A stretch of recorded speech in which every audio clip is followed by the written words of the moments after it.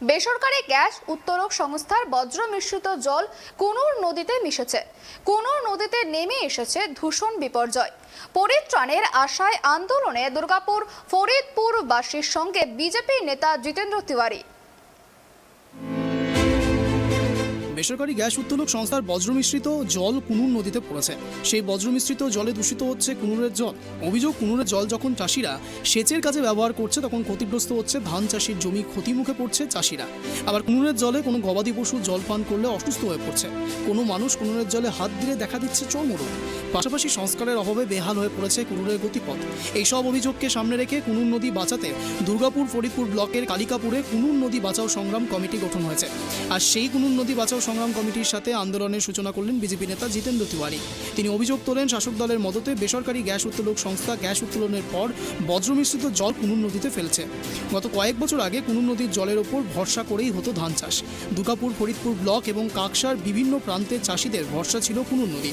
বর্তমানে বেসরকারি গ্যাস উত্তোলক সংস্থার বজ্রমিশ্রিত জল কুনুর নদীতে পড়ে ফেনা হয়ে যাচ্ছে। দ্রুত বজ্রমিশ্রিত জল ফেলা বন্ধ করতে হবে এবং কোন নদী সংস্কার করতে হবে। তা না হলে ধারাবাহিকভাবেই জারি থাকবে এই আন্দোলন। হুঁশিয়ারি দেন বিজেপি নেতা জিতেন্দ্র তিওয়ারি। কোথায় কয়লা থেকে টাকা রোজগার করা যাবে, কোথায় লোহা থেকে টাকা রোজগার করবে, সেসবের কাজে বেশি ব্যস্ত। এই কাজগুলো তাদের কাছে খুব গৌণ। এই কাজগুলো কোনো গুরুত্ব নেই তাদের কাছে। চাষি মরছে, মরুক না, তাদের কি গেল। এবং বেসরকারি গ্যাস উত্তোলক সংস্থা এসআর দীর্ঘদিন ধরেই এই কুনুরের জলে তাদের যে বজ্র মিশ্রিত নোংরা জল ফেলছে, আর সেই জন্যই কিন্তু বারবার একদম একদম একদম এবং আগে যেটা ছিল আজ থেকে 2 বছর আগেও যেটা ছিল, যে এই যে জল, এটা পলিউটেড ওয়াটার, এটা ট্যাঙ্কারের মাধ্যমে অন্য এলাকায় কোল বিয়ারিং ল্যান্ডে যেখানে চাষবাস হয় না সেখানে ফেলে আসার একটা ব্যবস্থা ছিল। তার জন্য কিছু হয়তো তাদের খরচ হতো, ঠিক আছে, কিন্তু জমিটা তো বেঁচে যেত। 2 বছর ধরে সব বন্ধ, সব সিস্টেম বন্ধ। এখন ওই যে ট্যাঙ্কারে করে জল পাঠাবার যে পয়সা ছিল, সেই পয়সা নেতাদের পকেটে চলে যাচ্ছে। এখন আর ওইসব করার দরকার নেই। পয়সা না খরচা করে যখন ওদের কাজ হয়ে যাচ্ছে, কেন খরচা করবে? এর পেছনে কি কারো মদত না, বলুন না, যারা প্রশাসনে আছে তাদের মতো, যারা সরকার পক্ষ, এটা দেখার দায়িত্ব কাদের? এটা আজ আমাদের এরা যে কুনুর নদী বাঁচাও সংগ্রাম কমিটি তৈরি করতে হলো কেন? এটা তো যারা শাসক দলের আছে তাদের তো দেখা উচিত ছিল, তাদের নিজের ব্যবস্থা নেওয়া উচিত।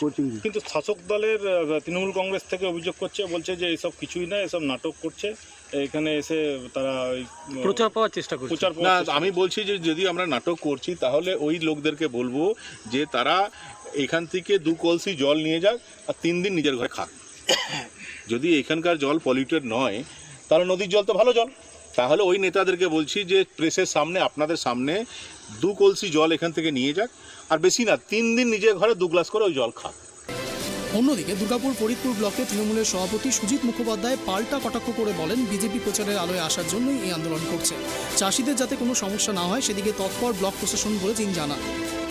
আজকে যেটা খবর পেলাম, বিজেপি নাকি কালিকাপুর সংলগ্ন জায়গায় কুনুর নদীতে যে আছে তাতে এসআরের জল পড়ে চাষযোগ্য জমি নষ্ট হচ্ছে।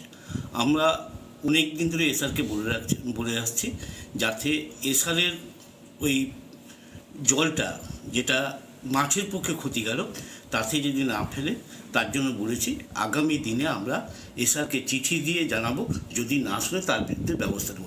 আজকে বিজেপি যেটা করছে, নাটক করছে। হ্যাঁ, বিজেপির এই এলাকার মানুষের কাছে কিছুই নেই, এই এলাকার মানুষের গ্রহণযোগ্যতা নেই বিজেপির, তাই মানুষকে নাটক করে কাছে পেতে চাইছে। তৃণমূল কংগ্রেস, মামাটি মানুষের সরকার, বাংলার মুখ্যমন্ত্রী মমতা বন্দ্যোপাধ্যায় আজকে উন্নয়নের জন্য চেষ্টা করে যাচ্ছে এবং সেই সঙ্গে আমাদের বিধায়ক নরেন্দ্র চক্রবর্তী একটা প্রকল্প নিয়েছেন যাতে এই এলাকার সেচ ব্যবস্থা সঠিকভাবে হয়, সেটা সেচ দপ্তরের সঙ্গে কথা বলে অতি শীঘ্রই এখানে কাজ শুরু হবে। কুনুর নদী দূষণ রুখতে কী পদক্ষেপ নেয় প্রশাসন, এখন সেটাই দেখা। দুর্গাপুর থেকে আকাশ খানের রিপোর্ট, ট্রাইব টিভি।